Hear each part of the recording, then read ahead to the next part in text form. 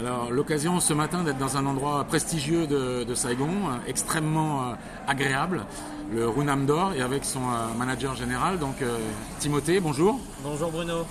Alors, comment on s'y prend pour gérer un restaurant comme ça, aussi prestigieux, aussi spectaculaire? Alors comment on s'y prend On s'y prend en premier lieu en étant extrêmement patient. Parce que dans un lieu comme celui-ci, il faut, je pense, comprendre en priorité la clientèle qu'on a. Donc il a fallu comprendre la clientèle, il a fallu comprendre aussi la culture du pays qui est quand même assez différente de la nôtre.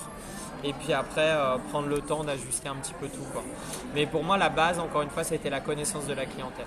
Une clientèle pour Locale. Beaucoup vietnamienne, oui. Peut-être à 90% des locaux. Ouais. Des gens qui travaillent autour du restaurant, qui habitent autour du restaurant.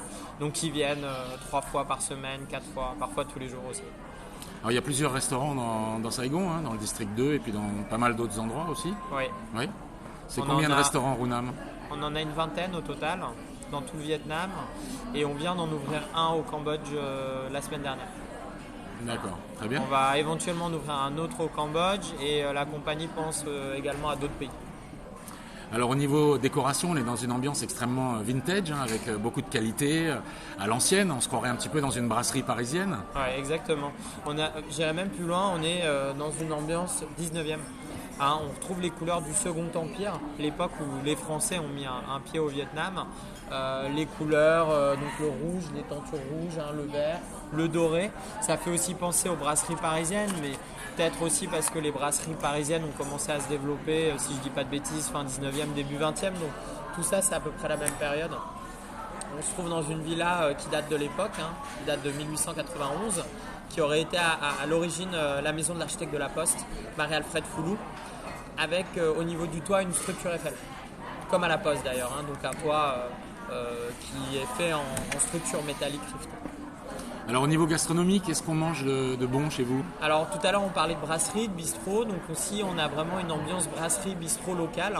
Donc dans les brasseries et les bistrots en France, on mange des plats qui étaient cuisinés par nos grands-mères ou par nos mères.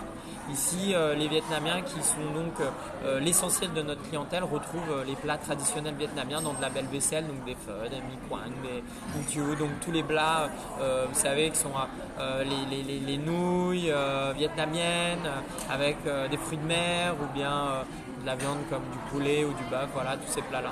Et après, on a aussi à la carte des plats européens, des pâtes fraîches. Et puis vous, Timothée, à titre personnel, vous êtes bien implanté au Vietnam puisque vous êtes là depuis un peu plus de 5 ans. Ouais. Comment ça se passe ici?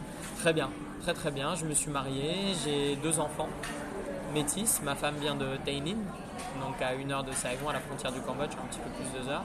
Et j'ai un petit garçon, une petite fille, donc j'ai même eu ce qu'on appelle le choix du roi. Donc en conclusion, je dirais que j'ai une vie royale ici, une vie de famille très confortable et puis un cadre de travail formidable.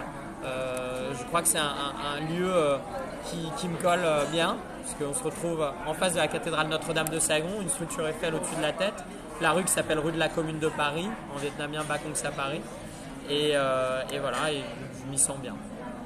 Comme un coq en pâte, on peut dire ça. Timothée, merci beaucoup et bonne continuation. Merci Bruno.